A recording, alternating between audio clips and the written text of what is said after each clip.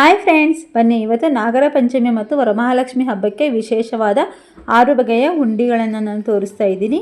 ಸಾಂಪ್ರದಾಯಿಕ ಮತ್ತು ಮೃದುವಾದ ಉಂಡೆಗಳ ರೆಸಿಪಿ ಪಕ್ಕಾ ಅಳತೆಯಲ್ಲಿ ತೋರಿಸ್ತಾ ಇದ್ದೀನಿ.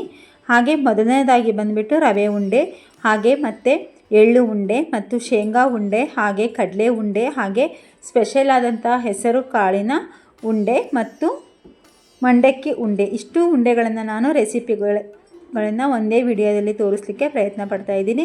ಎಷ್ಟು ಮೃದುವಾಗಿದೆ ರವೆ ಉಂಡೆ ನೋಡಿ. ಪಾಕದ್ದು ಮತ್ತು ಪಾಕ ಇಲ್ಲದೆ ಇರೋದು 2 ಉಂಡೆಗಳನ್ನು ತೋರಿಸ್ತಾ ಇದ್ದೀನಿ. ಫಸ್ಟ್ ಬಂದುಬಿಟ್ಟು ಒಂದು ಕಡಾಯಿಗೆ ರವೆಯನ್ನು ಹಾಕ್ಕೊಳ್ತಾ ಇದ್ದೀನಿ. ನಾನು ಒಂದು ಅರ್ಧ kg ರವೆನ ಹಾಕ್ಕೊಂಡು ಸ್ವಲ್ಪ ಹಂತ ಹಂತವಾಗಿ ತುಪ್ಪವನ್ನು ಹಾಕ್ತಾ ರವೆನ ಹುರಿದು ತೆಗಿತಾ ಇದ್ದೀನಿ. ತುಪ್ಪ ಮತ್ತು ರವೆ ಘಮ ಬರೋವರೆಗೂ, ಹಾಗೆ ರವೆ ಒಂದು ಸ್ವಲ್ಪ ಬಣ್ಣ ಬದಲಾಗೋವರೆಗೂ ಹಂತ ಹಂತವಾಗಿ 1-2 ಟೇಬಲ್ ಟೀ ಸ್ಪೂನಷ್ಟು ತುಪ್ಪ ಹಾಕ್ತಾ ಇದನ್ನು ಹುರಿಬೇಕಾಗುತ್ತೆ. ನಾನು ಟೋಟಲಾಗಿ ಒಂದು 2 ಬೌಲ್ ತುಪ್ಪನ ಇದಕ್ಕೆ ಬಳಸಿದ್ದೀನಿ. 4 ಬೌಲ್ ರವೆಗೆ ನಾನು 2 ಬೌಲ್ ತುಪ್ಪ ಹಾಗೆ 1 ಬೌಲ್ ಅಷ್ಟು ಸಕ್ಕರೆನ ಬಳಸ್ತಾ ಇದ್ದೀನಿ. ನೀವು ಬೇಕಿದ್ರೆ ಹೆಚ್ಚಿಗೆ ಸಕ್ಕರೆ ತಿನ್ನೋರಾದರೆ ದಯವಿಟ್ಟು ಹೆಚ್ಚಿಗೆ ಸಕ್ಕರೆನ ನೀವು ಬಳಸ್ಕೋಬೋದು. ಇದೇ ರೀತಿ ರವೆ ಕೆಂಪಾಗೋವರೆಗೂ ನೀಟಾಗಿ ಹುರಿದು ತೆಗಿಬೇಕು. ತುಂಬ ತಾಳ್ಮೆಯಿಂದ ರವೆನ ಹುರ್ಕೋಬೇಕು. ಜಾಸ್ತಿ ಹುರಿ ಇಟ್ಕೊಬಿಡಿ, ಲೋ ಫ್ಲೇಮಲ್ಲಿ ಹುರಿದು ತಗೊಂಡ್ಬಿಡಿ. ಅನಂತರ ತುಪ್ಪ, ಒಂದು ಕಡಾಯಿಗೆ ತುಪ್ಪ, 2 ಲವಂಗ, ಹಾಗೆ ನಿಮ್ಮಲ್ಲಿ ಇರುವಂತಹ ಡ್ರೈ ಫ್ರೂಟ್ಸ್ ಏನಾರು ಇದ್ದರೆ ಎಲ್ಲ ಡ್ರೈ ಫ್ರೂಟ್ಸ್ನ ಹಾಕಿಬಿಟ್ಟು ಇದನ್ನು ತುಪ್ಪದಲ್ಲಿ ಕರೆದು ಒಂದು ಕಡೆ ಸೈಡಿಗೆ ಎತ್ತಿಟ್ಕೊಳ್ಳಿ. ನಂತರ ನಾನು ಸಕ್ಕರೆ ಮತ್ತು ಏಲಕ್ಕಿ ಹಾಕಿಬಿಟ್ಟು ಪುಡಿ ಮಾಡ್ಕೊಂಡಿದ್ದೆ. ಹಾಗೆ ಒಂದು ಸ್ವಲ್ಪ ಇದಕ್ಕೆ ಬೇಕಾದ್ರೆ ಸೋಪಿನ ಕಾಳನ್ನು ಕೂಡ ನೀವು ಆ್ಯಡ್ ಮಾಡ್ಕೋಬೋದು. ಇವೆಲ್ಲ ಮಿಕ್ಸಿ ಜಾರಲ್ಲಿ ನೀವು ಚಿಕ್ಕದಾಗಿ ಇದನ್ನು ಪುಡಿ ಮಾಡ್ಕೊಳ್ಳಿ. ಆನಂತರ ಈ ರವೆಗೆ ಹಾಕಿಬಿಟ್ಟು ಇದನ್ನು ನೀಟಾಗಿ ಮಿಕ್ಸ್ ಮಾಡ್ಕೊಳ್ಳಿ. ಆನಂತರ ನಾನು ಹುರಿದಿಟ್ಟಂತಹ ಡ್ರೈ ಫ್ರೂಟ್ಸ್ನ ಹಾಕ್ತಾಯಿದ್ದೀನಿ. ನಂತರ ಮತ್ತೆ ಒಂದು 4 ಟೇಬಲ್ ಟೀ ಸ್ಪೂನಷ್ಟು ತುಪ್ಪ ಹಾಕ್ತಾಯಿದ್ದೀನಿ. ತುಪ್ಪ ಹಾಕಿದಷ್ಟು ನಮಗೆ ಉಂಡೆ ತುಂಬ ಚೆನ್ನಾಗಿ ಬರುತ್ತೆ. ರವೆ ಅರಳು ಬರಲಿಕ್ಕೆ ತುಂಬಾ ಸಹಾಯ ಆಗುತ್ತೆ. ತುಪ್ಪ ಎಲ್ಲ ನೀಟಾಗಿ ತುಪ್ಪದಲ್ಲೇ ರವೆನ ನೀಟಾಗಿ ಹುರ್ಕೊಂಡು ತಗೊಂಡ್ಬಿಡ್ಬೇಕು. ನೋಡಿ, ಇವಾಗ ರವೆ ಬಣ್ಣ ಬದಲಾಗಿದೆ. ಇಷ್ಟು ಬಣ್ಣ ಬದಲಾಗೋವರೆಗೂ ನಾವು ಹುರಿಲೇಬೇಕಾಗುತ್ತೆ. ಆನಂತರ ನಾನು ಒಂದು ಸ್ವಲ್ಪ ರವೆನ ಎತ್ತಿ ಇಟ್ಟಿದ್ದೀನಿ ಪಾಕದ ಉಂಡೆಗಳನ್ನು ಮಾಡಲಿಕ್ಕೆ. ಇವಾಗ ಪಾಕ ಇಲ್ಲದೇ ಉಂಡೆ ಮಾಡ್ತಾ ಇದ್ದೀನಲ್ಲ, ಒಂದು 2 ಟೇಬಲ್ ಟೀ ಸ್ಪೂನಷ್ಟು ಹಾಲು ಹಾಕ್ತಾಯಿದ್ದೀನಿ. ಹಾಕಿಬಿಟ್ಟು ಒಂದು ಸ್ವಲ್ಪ ಅದನ್ನು ಬಿಸಿ ಮಾಡಿ, ಆನಂತರ ನೋಡಿ ಸ್ವಲ್ಪ ಉಗುರು ಬೆಚ್ಚಗಿನ ಹಾಲಲ್ಲಿ ಕೈಯನ್ನು ಅದ್ಬಿಟ್ಟು ನೀಟಾಗಿ ಈ ರೀತಿ ಉಂಡೆಗಳನ್ನು ಕಟ್ಟಿಬಿಟ್ಟು ತಯಾರು ಮಾಡ್ಕೋಬೋದು. ನೋಡಿ ಎಷ್ಟು ಚೆನ್ನಾಗಿ ಬಂದಿದೆ ಉಂಡೆಗಳು ಅಂತ ಹೇಳಿ. ತುಂಬ ಸ್ಮೂತಾಗಿ ತುಂಬ ಚೆನ್ನಾಗಿ ಬಂದಿದೆ ರವೆ ಉಂಡೆಗಳು. ಇದು ಎಷ್ಟು 3-4 ದಿವಸ ಇಟ್ಕೊಂಡು ನಾವು ಆರಾಮಾಗಿ ತಿನ್ಬೋದು ಫ್ರೆಂಡ್ಸ್. ಏನು ಸಕ್ಕರೆ ಪಾಕದಲ್ಲಿ ಮಾಡಿದಂಥ ಉಂಡೆಗಳಾದರೆ ನಾವು ತಿಂಗಳವರೆಗೂ ಇಟ್ಕೊಂಡು ತಿಂದರೂ ಕೂಡ ಕೆಡೋದಿಲ್ಲ. ಬಟ್ ಇದು 4 ದಿವಸ ಮಾತ್ರ, ಆಮೇಲೆ ಇದು ಕೆಡುತ್ತೆ ಅಂತ ಅನಿಸುತ್ತೆ. ನೋಡಿ ಎಷ್ಟು ಚೆನ್ನಾಗಿ ಬಂದಿದೆ ಉಂಡೆಗಳು. ದಿಢೀರ್ ಇನ್ಸ್ಟೆಂಟ್ ರವೆ ಉಂಡೆಗಳು ರೆಡಿ ಆಯಿತು ನೋಡಿ. ಇನ್ಸ್ಟೆಂಟಾಗಿ ನಾವು ಬೇಗನೆ ಕಡಿಮೆ ಸಮಯದಲ್ಲಿ ರವೆ ಉಂಡೆಗಳನ್ನು ಪ್ರಿಪೇರ್ ಮಾಡ್ಕೋಬೋದು. ಹಾಗಾದರೆ ಬನ್ನಿ, ಇವಾಗ ನೆಕ್ಸ್ಟ್ ಬಂದುಬಿಟ್ಟು ಪಾಕ ಮಾಡಿಬಿಟ್ಟು ಮಾಡುವಂತಹ ರವೆ ಉಂಡೆಗಳನ್ನು ತೋರಿಸ್ತಾ ಇದ್ದೀನಿ ನೋಡಿ. ನಾನು ಒಂದು ಪಾತ್ರೆಗೆ ಸಕ್ಕರೆ ಹಾಕ್ತಾಯಿದ್ದೀನಿ. ನಾವು ಎಷ್ಟು ಬೌಲ್, 1 ಬೌಲ್ ಸಕ್ಕರೆ ತೊಗೊಂಡ್ರೆ 1/4 ಬೌಲಷ್ಟು ನೀರು ಹಾಕಿ ಒಂದೆಳೆ ಪಾಕನ ರೆಡಿ ಮಾಡ್ಕೋಬೇಕಾಗುತ್ತೆ ಸಕ್ಕರೆಯಲ್ಲಿ. ಹಾಗೆ ಅದೇ ಹುರಿದಿಟ್ಟಂಥ ರವೆಗೆ ನಾನು ಒಂದು ಸ್ವಲ್ಪ ಒಣಕೊಬ್ಬರಿ ತುರಿ, ಡ್ರೈ ಫ್ರೂಟ್ಸು ಎಲ್ಲ ಹಾಕಿ ಮಿಕ್ಸ್ ಮಾಡ್ತಾಯಿದ್ದೀನಿ. ಹಾಗೆ ಏಲಕ್ಕಿ ಪುಡಿನೂ ಕೂಡ ಹಾಕ್ಕೊಳ್ತಾ ಇದ್ದೀನಿ ಮತ್ತೆ ಇದಕ್ಕೆ ಎಕ್ಸ್ಟ್ರಾ. ಆನಂತರ ನಾನು ಒಂದೆಳೆ ಪಾಕದ ಸಕ್ಕರೆ ಪಾಕವನ್ನು ಕೂಡ ಹಾಕಿಬಿಟ್ಟು ನಾನು ನೀಟಾಗಿ ಮಿಕ್ಸ್ ಮಾಡ್ಕೊಳ್ತಾ ಇದ್ದೀನಿ. ಈ ಹಂತದಲ್ಲಿ ನಿಮಗೆ ರವೆ ಉಂಡೆ ಕಟ್ಟಲಿಕ್ಕೆ ಬರಲಿಲ್ಲ ಅಂದರೆ ಒಂದು ಸ್ವಲ್ಪ ಇದಕ್ಕೆ ಬಿಸಿ ಬಿಸಿ ತುಪ್ಪನ ಮತ್ತೆ ಆ್ಯಡ್ ಮಾಡ್ಕೋಬೇಕಾಗುತ್ತೆ. ಬಿಸಿ ಮಾಡಿದಂತಹ ತುಪ್ಪನ ಹಾಕಿದರೆ ನಮಗೆ ಬೇಗನೆ ರವೆ ಅಳ್ಳು ಬಂದುಬಿಡುತ್ತೆ. ಈ ಹಂತದಲ್ಲಿ ನೋಡಿ ನಮಗೆ ಆರಾಮಾಗಿ ಕಟ್ಟಲಿಕ್ಕೆ ಬರ್ತಾ ಇದೆ. ರವೆ ಉಂಡೆ ನಮಗೆ ಬಂದುಬಿಡ್ತು ನೋಡಿ ಎಷ್ಟು ಚೆನ್ನಾಗಿ ಬಂದಿದೆ ಅಂತ ಹೇಳಿ. ನಮಗೆ ಈ ಹಂತದಲ್ಲಿ ಬರಲಿಲ್ಲ ಅಂದರೆ ಬಿಸಿ ಕಾಸಿದಂಥ ತುಪ್ಪನ ಹಾಕಿಬಿಟ್ಟು ಉಂಡೆಗಳನ್ನು ರೆಡಿ ಮಾಡ್ಕೋಬೋದು. ಮೊದಲು ಯಾವ ರೀತಿ ಕಟ್ಟಿ ತೋರಿಸಿದ್ನೋ ಅದೇ ರೀತಿ ಕಟ್ಟಿದರೆ ರವೆ ಉಂಡೆಗಳು ರೆಡಿ ಆಯಿತು. ಇದು ಪಾಕದಿಂದ ಮಾಡಿದಂಥ ರವೆ ಉಂಡೆಗಳು. ನೆಕ್ಸ್ಟ್ ಬನ್ನಿ, ಹಾಗಿದ್ರೆ ನಾನು ಶೇಂಗಾ ಉಂಡೆನ ತೋರಿಸ್ತಾ ಇದ್ದೀನಿ. ಶೇಂಗಾ ಉಂಡೆ ಕೂಡ ನಾವು ಪಾಕದಲ್ಲಿ ಮಾಡಿ ತೊಗೋಬೇಕಾಗುತ್ತೆ. ಇದು ಕೂಡ ಇನ್ಸ್ಟೆಂಟಾಗಿ ಮಾಡ್ಕೋಬೋದು, ಬಟ್ ತುಂಬ ದಿನಗಳ ತನಕ ಅದನ್ನು ಸ್ಟೋರ್ ಮಾಡಿಡಲಿಕ್ಕೆ ಆಗೋದಿಲ್ಲ. ಹಾಗಾಗಿ ನಾನು ಪಾಕದಲ್ಲೇ ಮಾಡಿ ತೋರಿಸ್ತಾ ಇದ್ದೀನಿ ನೋಡಿ. ಕಡಲೆನೆಲ್ಲ ನೀಟಾಗಿ ಇದನ್ನು ಒಂದು ಕಡಾಯಿಗೆ ಹಾಕಿಬಿಟ್ಟು ಚೆನ್ನಾಗಿ ಹುರಿದು ತಗೋಬೇಕು. ಕಡಲೆ ಎಲ್ಲ ಈ ರೀತಿ ಬಣ್ಣ ಬದಲಾಗಬೇಕು, ಒಳಗಡೆಯಿಂದ ನೀಟಾಗಿ ಬೆಂದು ಬರಬೇಕು, ಒಂದು ಒಳ್ಳೆ ಘಮ ಬರಬೇಕು. ಕಡಿಮೆ ಉರಿಯಲ್ಲಿ ನಿಧಾನವಾಗಿ ಇದನ್ನು ಹುರಿದು ತಗೊಂಡ್ಬಿಡಿ. ಆಮೇಲೆ ಒಂದು ಪಾತ್ರೆಗೆ ಬೆಲ್ಲ ಹಾಕ್ತಾ ಇದ್ದೀನಿ. ಬೆಲ್ಲ ಒಂದು ಸ್ವಲ್ಪ ಒಂದು ಅರ್ಧ ಇಲ್ಲ 1 ಕಪ್ಪಿನಷ್ಟು ನೀರು ಹಾಕಿ ನೀಟಾಗಿ ಬೆಲ್ಲದ ಪಾಕನ ರೆಡಿ ಮಾಡ್ಕೋಬೇಕು. ಬೆಲ್ಲದ ಪಾಕ ಪರೀಕ್ಷೆ ಮಾಡೋದು ಹೇಗಪ್ಪ ಅಂದರೆ, ಈ ರೀತಿ ಒಂದು ಬೌಲಲ್ಲಿ ಅಥವಾ ಒಂದು ಪ್ಲೇಟಲ್ಲಿ ನೀರು ಹಾಕ್ಬಿಟ್ಟು ಅದಕ್ಕೆ ನಾವು ಬೆಲ್ಲನ ಹಾಕಿಬಿಟ್ರೆ ಬೆಲ್ಲ ಎಲ್ಲ ಒಂದು ಕಡೆ ಕೂಡಿ ಬಂದು ನಮ್ಮ ಕೈಗೆ ಸಿಕ್ಕರೆ ಸಾಕಾಗುತ್ತೆ. ಅತಿಯಾಗಿ ಏರಾಗಿ ಬೆಲ್ಲನ ಕಾಯಿಸ್ಕೊಬಿಡಿ. ಆನಂತರ ಎಲ್ಲ ಹುರಿದಿಟ್ಟಂತಹ ಶೇಂಗಾ ಹಾಗೆ ಸ್ವಲ್ಪ ಹುರಿಗಡಲೆ ಪುಡಿ ಮತ್ತು ಏಲಕ್ಕಿ ಮತ್ತು ಒಣಶುಂಠಿ ಪುಡಿ ಹಾಕ್ತಾಯಿದ್ದೀನಿ. ಇವನ್ನೆಲ್ಲ ಹಾಕಿಬಿಟ್ಟು ಒಂದು ಸ್ವಲ್ಪ ನಾನು ಅಲಂಕಾರಕ್ಕೆ ಅಂತ ಎಳ್ಳು ಹಾಕ್ತಾಯಿದ್ದೀನಿ. ಬೇಡ ಅಂದರೆ ನೀವು ಎಳ್ಳನ್ನು ಖಂಡಿತವಾಗ್ಲೂ ಸ್ಕಿಪ್ ಮಾಡ್ಕೊಳ್ಳಿ. ಹಾಗೆ ಒಂದು ಸ್ವಲ್ಪ ಒಣ ಕೊಬ್ಬರಿ ಹಾಕ್ತಾಯಿದ್ದೀನಿ. ಇವೆಲ್ಲವನ್ನು ನೀಟಾಗಿ ಒಣ ಪುಡಿಗಳನ್ನು ಈ ರೀತಿ ಮಿಕ್ಸ್ ಮಾಡ್ಕೊಳ್ಳಿ. ಆನಂತರ ನಾವು ತಯಾರಿ ಮಾಡಿಟ್ಟಂತಹ ಪಾಕವನ್ನು ಅದಕ್ಕೆ ಸುರಿದ್ಬಿಟ್ಟು ನೀಟಾಗಿ ಈ ರೀತಿ ಮಿಕ್ಸ್ ಮಾಡ್ಕೊಳ್ಳಿ. ಈ ರೀತಿ ಮಿಕ್ಸ್ ಮಾಡಿಬಿಟ್ಟು ಒಂದು ಸ್ವಲ್ಪ ಅದಕ್ಕೆ ಕಡಲೆ ಪುಡಿನ ಹಾಕ್ತಾಯಿದ್ದೀನಿ.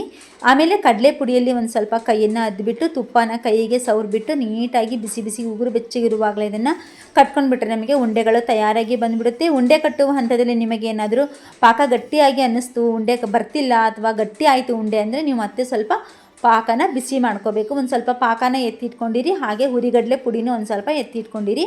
ಅವೆರಡನ್ನೂ ಬಿಸಿ ಮಾಡಿ ಪಾಕವನ್ನು ಬಿಸಿ ಮಾಡಿ ಹಾಕಿದರೆ ನಮಗೆ ಮತ್ತೆ ಉಂಡೆ ಕಟ್ಟಲಿಕ್ಕೆ ಸರಳವಾಗಿ ಬಂದುಬಿಡುತ್ತೆ. ಇದೇ ರೀತಿ ಫಾಸ್ಟಾಗಿ ಬೇಗ ಬೇಗ ಬೇಗ 2 ಕೈಗಳಲ್ಲಿ ಈ ರೀತಿ ಉಂಡೆಗಳನ್ನು ಮಾಡಿ ತೆಗೆದುಬಿಟ್ರೆ ನಮಗೆ ಶೇಂಗಾ ಉಂಡೆ ರೆಡಿ ಆಯಿತು. ನೋಡಿ, ಇವಾಗ ಶೇಂಗಾ ಉಂಡೆ ರೆಡಿಯಾಗಿ ಬಂದುಬಿಡ್ತು. ಶೇಂಗಾ ಉಂಡೆ ರೆಸಿಪಿ ನಿಮಗೆ ಇನ್ನೂ ಡೀಟೇಲಾಗಿ ವಿಡಿಯೋ ಬೇಕು ಅಂದರೆ ಇನ್ನೊಂದು ಶಾರ್ಟ್ ವಿಡಿಯೋ ಇದೆ, ಅದನ್ನು ಬೇಕಾದ್ರೆ ವಾಚ್ ಮಾಡ್ಕೋಬೋದು.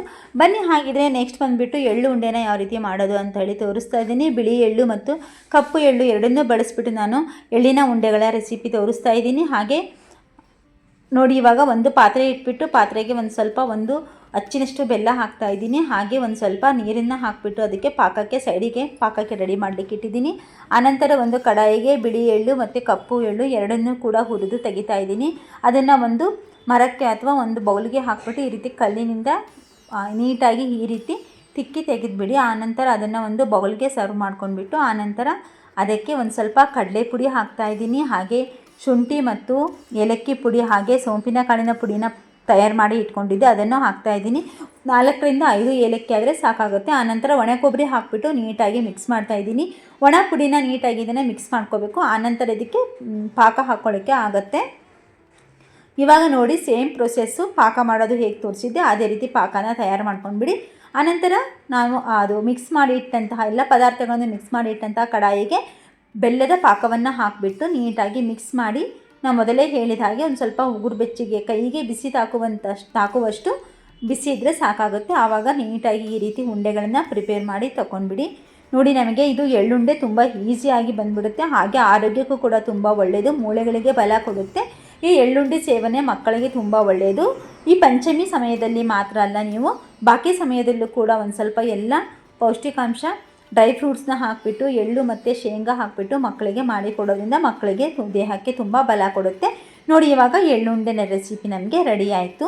ಹಾಗಾದರೆ ಬನ್ನಿ, ನೆಕ್ಸ್ಟ್ ನಾನು ಇನ್ನೂ ಪೌಷ್ಟಿಕಾಂಶಯುಕ್ತವಾದಂತಹ ಇನ್ನೊಂದು ಉಂಡೆ ರೆಸಿಪಿ ನಿಮಗಾಗಿ. ನೋಡಿ, ಹೆಸರು ಕಾಳಿನಿಂದ ಎಷ್ಟು ಸ್ಮೂತ್ ಆಗಿರೋ ಉಂಡೆಗಳನ್ನು ಪ್ರಿಪೇರ್ ಮಾಡಿದ್ದೀವಿ ಅಂತ ಹೇಳಿ. ನಾವು ಹೆಸರು ಕಾಳನ್ನು ಸ್ವಚ್ಛ ಮಾಡ್ಕೊಂಡ್ಬಿಟ್ಟು ಒಂದು ಕಡಾಯಿಗೆ ಬಣ್ಣ ಬದಲಾಗೋವರೆಗೂ ಘಮ ಬರೋವರೆಗೂ ನೀಟಾಗಿ ಈ ರೀತಿ ಹುರಿದು ತಗೊಂಡ್ಬಿಡಿ.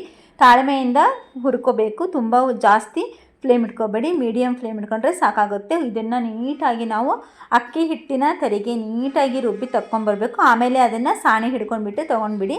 ಆನಂತರ 1 ಬೌಲಷ್ಟು ಸಕ್ಕರೆ ತೊಗೊಳ್ತಾ ಇದ್ದೀನಿ. 2 ಬೌಲಷ್ಟು ಹೆಸರು ಕಾಳು ತೊಗೊಂಡ್ರೆ 1 ಬೌಲಷ್ಟು ಸಕ್ಕರೆ ತೊಗೊಳ್ಳಿ. ಏಲಕ್ಕಿ ಮತ್ತು ಸೋಂಪು ಹಾಕಿಬಿಟ್ಟು ಪುಡಿ ಮಾಡಿ ಇಟ್ಕೊಂಡ್ಬಿಡಿ. ಅದನ್ನು ಮಿಕ್ಸ್ ಮಾಡಿ ಆನಂತರ ಬಿಸಿ ತುಪ್ಪನ ಇದಕ್ಕೆ ಹಾಕಬೇಕಾಗುತ್ತೆ. ನಾನು ತುಪ್ಪನ ಬಿಸಿ ಮಾಡ್ಕೊಂಡೆ ನೋಡಿದ್ರಲ್ವಾ, ಅದೇ ರೀತಿ 1 ಬೌಲಷ್ಟು ತುಪ್ಪನ ಬಿಸಿ ಮಾಡಿಬಿಟ್ಟು ನಾವು ರೆಡಿ ಮಾಡಿಟ್ಟಂಥ ಹೆಸರು ಹಿಟ್ಟಿಗೆ ಅದನ್ನು ಹಾಕ್ಕೋಬೇಕು. ಈ ರೀತಿ 2 ಕೈಗಳಿಂದ ಚೆನ್ನಾಗಿ ತಿಕ್ಕಿ ಇದನ್ನು ಮಿಕ್ಸ್ ಮಾಡ್ಕೋಬೇಕಾಗುತ್ತೆ.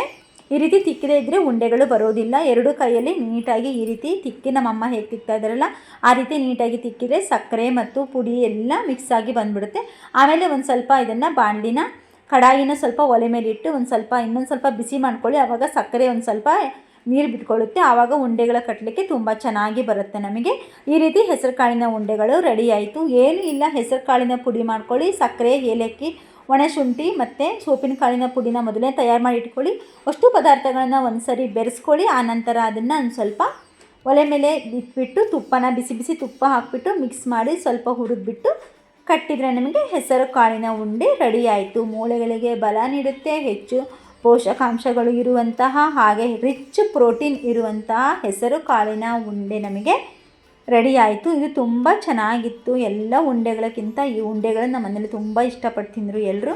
ತುಂಬ ಚೆನ್ನಾಗಿತ್ತು. ಇದನ್ನು ಒಂದು ಸ್ವಲ್ಪ ನೀವು ಹಿಟ್ಟನ್ನು ಸ್ವಲ್ಪ ನೈಸಾಗಿ ಮಾಡ್ಕೊಂಡ್ಬಿಟ್ರೆ ಉಂಡೆ ತುಂಬ ಸ್ಮೂತಾಗಿ ಬರುತ್ತೆ. ಹಾಗಾದರೆ ಬನ್ನಿ, ನೆಕ್ಸ್ಟ್ ಬಂದುಬಿಟ್ಟು ಹುರಿಗಡಲೆ ಉಂಡೆನ ಯಾವ ರೀತಿ ಮಾಡೋದು ಅಂತ ಹೇಳಿ ತೋರಿಸ್ಕೊಡ್ತಾ ಇದ್ದೀನಿ. ನೋಡಿ, ಹುರಿಗಡಲೆನ ಒಂದು ಸ್ವಲ್ಪ ಬಿಸಿ ಮಾಡ್ಕೊಳ್ಳಿ. ಇಲ್ಲ ಬಿಸಿ ಇತ್ತು ಸ್ವಲ್ಪ ಅಂತಂದರೆ ಪರವಾಗಿಲ್ಲ, ಹಾಗೆ ಮಾಡ್ಕೋಬೋದು. ಅದನ್ನು ಮಿಕ್ಸಿ ಜಾರಿಗೆ ಹುರಿದ್ಬಿಟ್ಟು ಸ್ವಲ್ಪ ಮಿಕ್ಸಿ ಜಾರಿಗೆ ಹಾಕಿ ಪುಡಿ ಮಾಡ್ಕೊಳ್ಳಿ. ಆನಂತರ ಒಣ ಕೊಬ್ಬರಿ ಪುಡಿ, ಏಲಕ್ಕಿ ಪುಡಿ, ಒಣಶುಂಠಿ ಪುಡಿ ಇದನ್ನೆಲ್ಲ ಹಾಕಿಬಿಟ್ಟು ನೀಟಾಗಿ ಮಿಕ್ಸ್ ಮಾಡ್ಕೊಳ್ಳಿ. ಬೇಕಿದ್ರೆ ಸ್ವಲ್ಪ ಎಳ್ಳು ಹಾಕ್ಕೊಳ್ಳಿ, ಒಣ ಕೊಬ್ಬರಿನ ಜಾಸ್ತಿ ಸ್ವಲ್ಪ ಹಾಕ್ಕೊಳ್ಳಿ. ಆನಂತರ ಹುರಿಗಡಲೆ ಅಥವಾ ಪುಟಾಣಿನ ಇನ್ನೊಂದು ಸ್ವಲ್ಪ ಇಡೀ ಪುಟಾಣಿನ ಹಾಕಿ, ಆವಾಗ ನಮಗೆ ಉಂಡೆಗಳಲ್ಲಿ ಇಡೀ ಪುಟಾಣಿ ಸಿಗ್ತಾ ಇದ್ದರೆ ಅದು ತುಂಬ ಟೇಸ್ಟಾಗಿರುತ್ತೆ. ಹಾಗೆ ಪೂರ ನೈಸಾಗಿರೋ ಹಿಟ್ಟಲ್ಲಿ ಮಾಡಿದರೆ ಅದು ತಿನ್ನಲಿಕ್ಕೆ ಒಂದ್ಸಲ ಗಂಟಲಲ್ಲಿ ಹಿಡಿದಂಗೆ ಆಗುತ್ತೆ. ಈ ರೀತಿ ತರಿಯಾಗಿ ಮಾಡಿಕೊಂಡ್ರೆ ಇಡೀ ಪುಟಾಣಿಗಳನ್ನು ಹಾಕಿ ಮಾಡಿಕೊಂಡ್ರೆ ಮಧ್ಯೆ ಪುಟಾಣಿ ಸಿಗೋದ್ರಿಂದ ನಮಗೆ ಟೇಸ್ಟಾಗಿ ಬರುತ್ತೆ. ಹಾಗೆ ಮೊದಲೇ ತಿಳಿಸಿದ ಹಾಗೆ ಪಾಕನ ರೆಡಿ ಮಾಡ್ಕೊಳ್ಳಿ. ಕೈಗೆ ಸ್ವಲ್ಪ ತುಪ್ಪ ಸವರ್ಕೊಳ್ಳಿ, ಒಂದು ಸ್ವಲ್ಪ ಹಿಟ್ಟನ್ನು ಸವರ್ಕೊಂಡ್ಬಿಟ್ಟು ಇದೇ ರೀತಿ ಉಂಡೆಗಳನ್ನು ಪ್ರಿಪೇರ್ ಮಾಡ್ಕೊಳ್ಳಿ. ಎಲ್ಲ ಉಂಡೆಗಳು ಒಂದೇ ರೀತಿ ಕಟ್ಟೋದು, ಇಂಗ್ರೀಡಿಯೆಂಟ್ಸ್ ಒಂದು ಸ್ವಲ್ಪ ಮಾಡೋ ಮೆಥಡ್ ಒಂದು ಸ್ವಲ್ಪ ಹೆಚ್ಚು ಕಮ್ಮಿ ಆಗಿರುತ್ತೆ ಅಷ್ಟೇ. ಉಂಡೆ ಕಟ್ಟೋದು ತುಂಬ ಈಸಿ, ತುಂಬ ಸುಲಭ ಅಂತೇಳಿ ನನಗೆ ಗೊತ್ತಾಗಿದ್ದು ಈ ಸರಿನೇ. ನಾನು ಇದೇ ಮೊದಲು ಕಟ್ತಾ ಇರೋದು ಉಂಡೆಗಳನ್ನು. ನೋಡಿ, ಕಡಲೆ ಉಂಡೆ ರೆಡಿ ಆಯಿತು. ಪಾಕ ಮಾತ್ರ ಇದೆಯಲ್ಲ, ಪಾಕ ತುಂಬ ಏರಾಗಿ ಕಾಸ್ಕೋಬೇಡಿ, ಪಾಕ ಮೀಡಿಯಮ್ ಇದ್ದರೆ ಸಾಕಾಗುತ್ತೆ. ನಂತರ ಬನ್ನಿ ಮಂಡಕ್ಕಿ ಉಂಡೆನ ಯಾವ ರೀತಿ ಮಾಡೋದು ಅಂತ ಹೇಳಿ ತೋರಿಸ್ಕೊಡ್ತಾ ಇದ್ದೀನಿ. ಮಂಡಕ್ಕಿನೆಲ್ಲ ನೀಟಾಗಿ ಸ್ವಚ್ಛಗೊಳಿಸ್ಕೊಂಡ್ಬಿಟ್ಟು ಸ್ವಲ್ಪ ಕಡಾಯಿಗೆ ಹಾಕಿಬಿಟ್ಟು ಇದನ್ನು ಸ್ವಲ್ಪ ಕುರುಮ್ ಅನ್ನೋವರೆಗೂ ಇದನ್ನು ನೀಟಾಗಿ ಹುರಿದು ತಗೊಂಡ್ಬಿಡಿ. ಆಮೇಲೆ ಮಾಮೂಲಿ ನಿಮಗೆ ಮೊದಲೇ ತೋರಿಸಿದ ಹಾಗೆ ಬೆಲ್ಲದ ಪಾಕನ ರೆಡಿ ಮಾಡ್ಕೊಳ್ಳಿ. ಏಲಕ್ಕಿ ಪುಡಿನ ಬೆಲ್ಲಕ್ಕೆ ಹಾಕ್ಕೊಳ್ಳಿ. ಒಂದು ಸ್ವಲ್ಪ ಇದೇ ಬೆಲ್ಲಕ್ಕೆ ಸ್ವಲ್ಪ ತುಪ್ಪ ಹಾಕ್ಕೊಂಡ್ರೂ ಪರವಾಗಿಲ್ಲ. ಈ ರೀತಿ ಬೆಲ್ಲ ಪಾಕ ರೆಡಿಯಾಗಿ ಬಂದರೆ ಸಾಕು. ಒಂದೇ ಕಡೆ ಎಲ್ಲ ಬೆಲ್ಲ ಕೂಡಿ ಬಂದರೆ ಸಾಕು. ಆಮೇಲೆ ಹುರಿದಿಟ್ಟಂತಹ ಮಂಡಕ್ಕಿಗೆ ಈ ಬೆಲ್ಲದ ಪಾಕವನ್ನು ಹಾಕಿ ಒಂದು ಸ್ವಲ್ಪ ಮೊದಲೇ ಪ್ರಿಪೇರ್ ಮಾಡಿ ಇಟ್ಟಂತಹ ಹುರಿಗಡಲೆ ಪುಡಿಯನ್ನು ಹಾಕಿಬಿಟ್ಟು ಉಂಡೆಗಳನ್ನು ಕಟ್ಟಿದರೆ ನಮಗೆ ಮಂಡಕ್ಕಿ ಉಂಡೆಗಳು ರೆಡಿಯಾಗಿ ಬಂತು. ಇದಕ್ಕೆ ಒಂದು ಸ್ವಲ್ಪ ಹುರಿಗಡಲೆ ಪುಡಿನ ಹಾಕ್ಕೊಳ್ಳಿ, ತುಂಬ ಚೆನ್ನಾಗಿ ಬಂದುಬಿಡುತ್ತೆ. ಸ್ವಲ್ಪ ಬಿಸಿ ಇರುವಾಗಲೇ ಕಟ್ತಾ ಇದ್ದೀವಿ, ಕೈ ಸುಡ್ತಾ ಇದೆ. ನೋಡಿ, ಉಂಡೆ ರೆಡಿ ಆಯಿತು, ಮಂಡಕ್ಕಿ ಉಂಡೆ.